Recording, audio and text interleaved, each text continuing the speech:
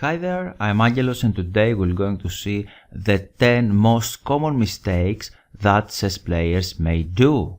You may thinking that only beginners are making mistakes, but this is not the whole story. Even stronger players can make mistakes and you should be there and try to understand them, find them and then to explore them. So without further ado, let's start it. The first very common mistake is to keep your pieces unprotected. In this position you can see that the rook is not protected on e1. This is very difficult example and black here exploited this tactic very well. He played rook takes g2, a fantastic move. Rook has to take of course, and after that he give a check.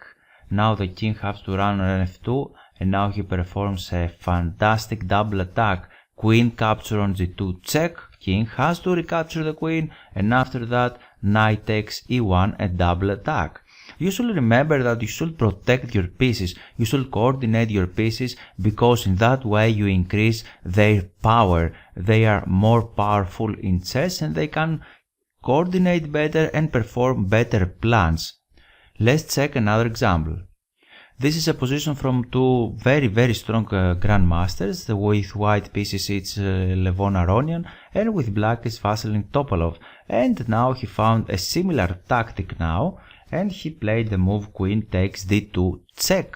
The queen has to recapture of course, and after that black played a very strong move knight to f1, king has to go on g2 and we recapture the queen on d2. Black managed to win the game afterwards. So let's move to the next mistake. It's black's turn now because white just played the move g4 and he is attacking our knight on f5. However, you should not just retreat your knight on or put it on random position. You should find a good plan in chess and this is what amateurs usually not do. Amateur player just play his pieces around, he don't care too much about the next move, he is focusing only the present and don't look forward. However, strong players are looking the forward and try to find a good plan, how to coordinate all of his pieces.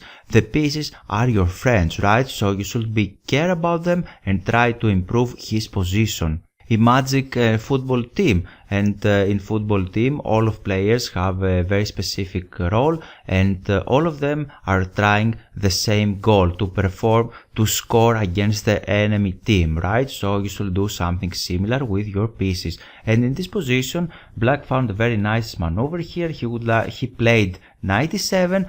However, it's not only this move. Black here is planning to put his knight on b4 and after that to increase the pressure on f2 by activate his bishop on e1, and as you can see all of black pieces are coordinated.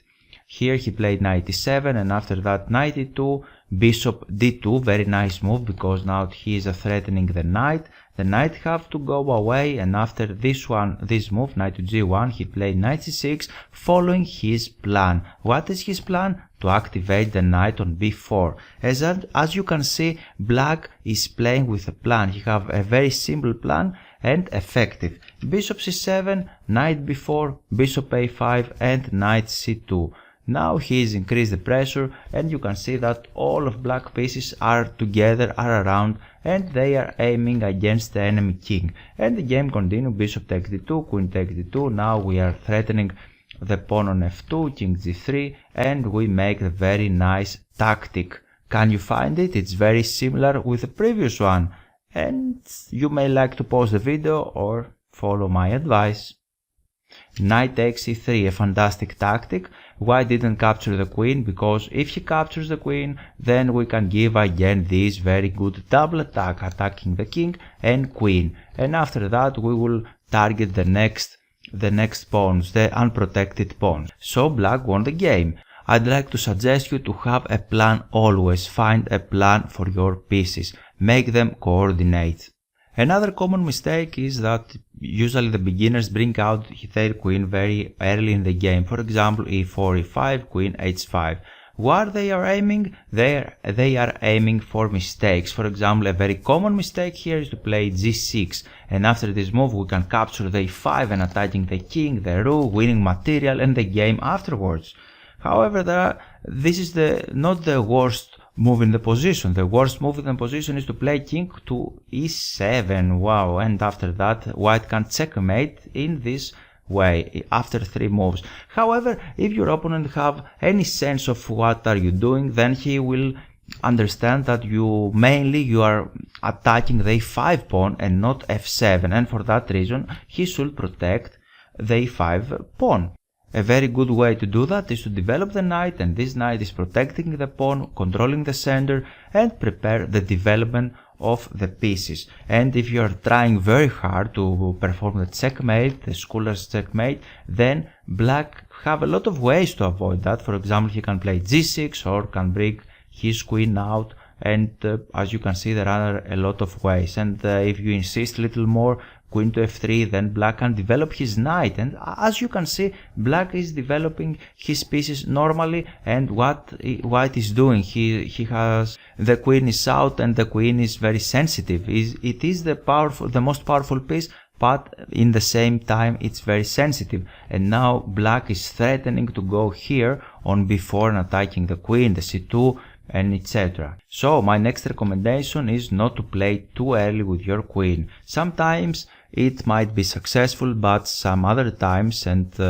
probably in the most of the cases, it will not be successful, and your opponent may defend successfully your threats.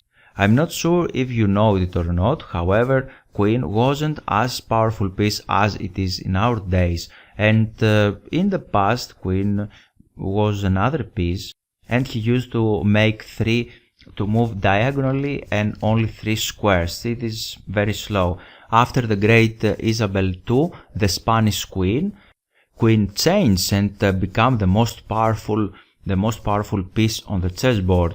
The people would like to honor their queen, and for that reason give a special power to the queen. And after that the game became much more entertaining, and we love it. However, you should remember that your queen is the most powerful piece, but don't bring it too early in the game. It's very important to control the center, because if you control the center, you may control the game. And for example, here black have a lot of ways to play, but for example, if you play with their flank pawns, this is very bad strategy. Probably amateur players would like to develop the rook, but the rook cannot go on a6 because we have the bishop on f1, and if the rook's go on a6, then we can capture it. I hope you already know that the rook is more powerful piece comparing it to the bishop. The rook is worthing 5 pawns and the bishop 3 pawns. There are many ways for that, and I'm not going to explain it right now because we should focus on the center. White is developing his pieces, knight to f3, and now again black can play with another flank pawn, and he would like to develop the other rook. However, we can stop this idea as well. You may see how powerful is when the white center control, and black cannot do anything about that. And you may tell me that it's little extreme to play with the move a5 and h5. However, it's more possible to make a lot of pawn moves like that, d6, knight c3 and a6. This is the small earrings, and what black is doing, he would like to avoid this move, bishop to b5, or the other move, bishop to g5, and for that reason he is playing this common but not very good move, a6, and after that we can develop our bishop on c4, knight c6, d3, white is planning to develop the other bishop, and now again black can play the move h6 in order to stop this development. However, he is not stopping our development because we can play the bishop on e3, and after that to push our center pawns. And what black has done, these pawns on a6 and h6 are not very good, and black delayed his development. Don't play like that, please. So let's move forward. Another common mistake is that amateur players are delaying the castling. The castle is very important. You should do it like that. Change the position of king and rook, because the king is very safe now. It's very secure because he has a lot of pawns in front of him. He has the rook, he has the knight. Queen cannot go here on h4. He cannot attack us. And similarly, we are connecting the rooks and we are ready to move forward in the middle game. And if you stay with your king in the center of the board, as black player did here, this is a very famous example, and white have the move here and he won brilliantly. Can you find the next move? Queen to d8, an amazing move, and after this capture, king takes d8, bishop g5 check. So if the kings go to e8, then we can perform a checkmate in one move, and we have another variation here. If the kings runs on c7, then we can deliver a checkmate again. Not with rook this time, but with the bishop. Bishop d8, checkmate. So let's move forward. And please remember to castle your king. It's very important. Short or long, it doesn't matter so much. The important thing is to castling very early in the game with your king. As I mentioned earlier, our pawns in front of our king is our shield. They are protecting our king, so you should not push them. Don't push that pawn and don't create early attacks. For example, here white can play h3 and after bishop g7, after bishop e7 he can play again g4, but this is not very good. You should attack with your pieces and not with your pawns. He can play g5 of course, but this is creating a lot of weaknesses here.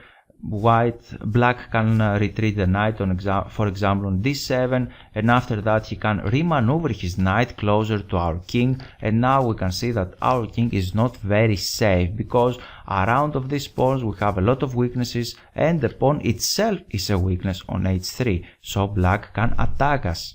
This is a very common mistake because amateur players don't know how to break this spin on f6, and for that reason he tried to play h6 and after bishop h4 he tried the move g5, but this is a wrong move. You may try to pin the enemy with this move bishop to g4 for example, or play something else, but be careful with this kind of moves like g5 because your king could be under attack. For example, here white can sacrifice the knight and after that black can recapture of course and bishop takes g7. Did you break the spin? No, you make it even stronger because now you cannot do anything about this powerful bishop. The knight is not very important here because we have very good initiative, and after the move for example bishop to e6 we can play our king on h1, a fantastic move. Why? Because white is unpinning the f2 pawn and he would like to bring it forward in the center, so king g7, f4, very nice move. Now black have two things to do. He can play his bishop on e3 or he can play his rook on h8, but he captured here immediately, and this is another mistake. You should not capture the pawns unthinkingly. And after that white recaptured, and now you can see how heavy the pressure is on f6. Bishop d4, knight d5, and what to do now? The computer says to sacrifice your queen for some pieces. I'll give you all the analysis and variation in my website. You can see the blog post, but I'm not going very deeply right now. And in the game, black player captures with a bishop, a normal move, and after that bishop takes d5, queen d7, bishop takes f6, check, bishop takes f6, and black is happy here because he's thinking that okay, I will survive. However, he will not because white have a very powerful attack. He played rook g4, and you can see how important it is not to move your pawns in front of your king. And after that, king h8. Now white didn't play the best move. In the game he managed to win the enemy queen. Again, you can see the game on my website. However, the best move here and difficult move is to play rook to g3 because we are clean this diagonal d1 h5, and now the queen can go on h5 and deliver the final checkmate. Whoa. And this is very serious for black. And after bishop g7 for example, queen h5 check, king g8, white have another really cool move. And of course you can pause the video and find it, or I'll provide it to you. Queen g6. Whoa, what a move. Now another pawn is pinned, the pawn on f7, and this pawn cannot capture the queen, and black cannot do anything about this checkmate on g7. He can play, for example, he can sacrifice the queen, but this is only delays the matters, and white can deliver the checkmate. Coming back in the original position, please be careful when you are pushing your pawns. It's okay to push one pawn on h6 for example, but be extremely careful when you are pushing the second pawn. So let's move forward.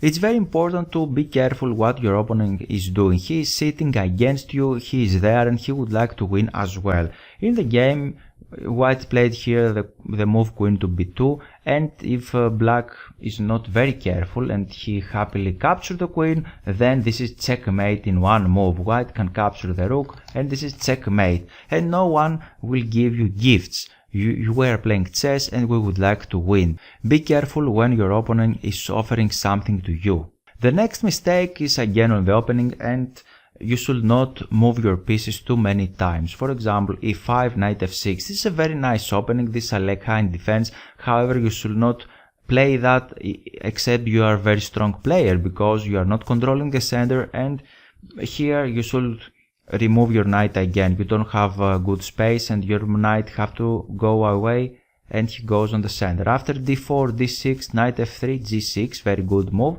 White can play again bishop c4 and black have to retreat again with a knight. So don't try to play too many moves with your pieces, even if you know that is the theoretical position. It's better to stabilize the center, for example with a move e4 or play something else, and after that you can build your position behind that pawn. You can develop your pieces easily and you can castling, and when you get a lot of experience, then you can move forward to more complicated positions and openings as leg-high defense. However, I'm not suggesting you to do such things in the beginning of the game. We are very close to the end. Now it's the 9th most common mistake, and again we can see a very winning position. White have a queen here, and of course he can checkmate the opponent king, but you should be extremely careful, because sometimes we are not careful in such positions and we may draw the game. For example, we can give a check, king d7, king e7, king g8, a check, king h8, and now the alarm should turn on, because here if we make a mistake, for example if we play the move king f7, then this is a stalemate, because we are not attacking the enemy king and the king cannot go anywhere. There is no available square for him. Of course we would like to give a check, but we would like to give the check in the next move, not now, and this is a stalemate and you may lose the half point. For that reason you should be extremely careful, and after this move king h8 you should give some air to the enemy king, and after that he can move back and forward, and easily you can bring your king even if he is in the other side of the board.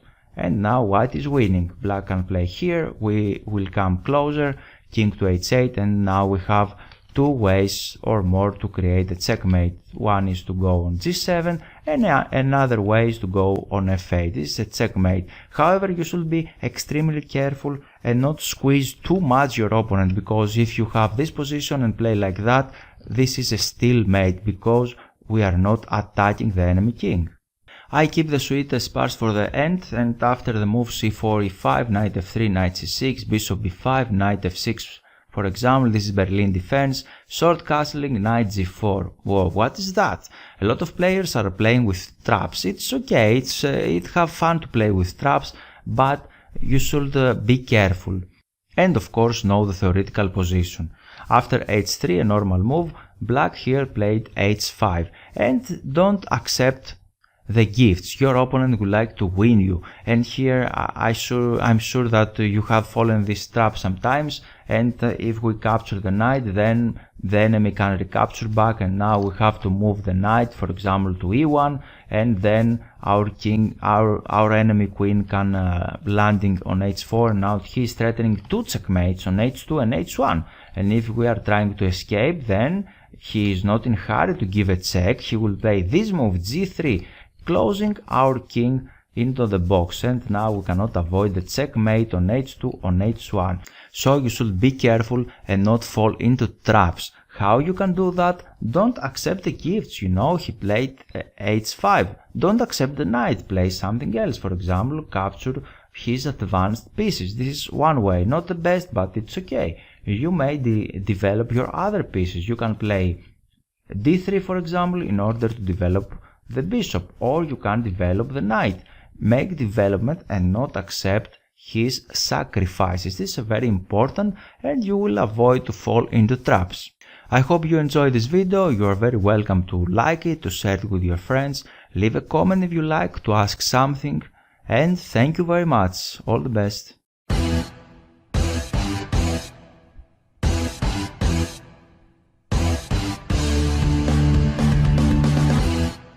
So, why you should become a member? This is an amazing opportunity to you to support the channel and gain access to exclusive perks. Well, it's not just about supporting the channel, it's about becoming part of the exclusive community. You'll be helping me to continue creating the content you love, and in return you get some fantastic benefits. We have 3 membership levels tolerated fit everyone needs: the gold, the diamond and the platinum. Join as a member is a great way to interact with me directly. You will get loyalty badges next to your name in comments, access to custom emojis and special discounts. I prioritize replies to members. Access exclusive videos available only for members to enhance your chess skills. The time to improve is now. On the Platinum membership plan you will get a chess course for free. So what you are waiting for? Click the join button to become a member today. Let's take this journey together to the next level and unlock these amazing perks.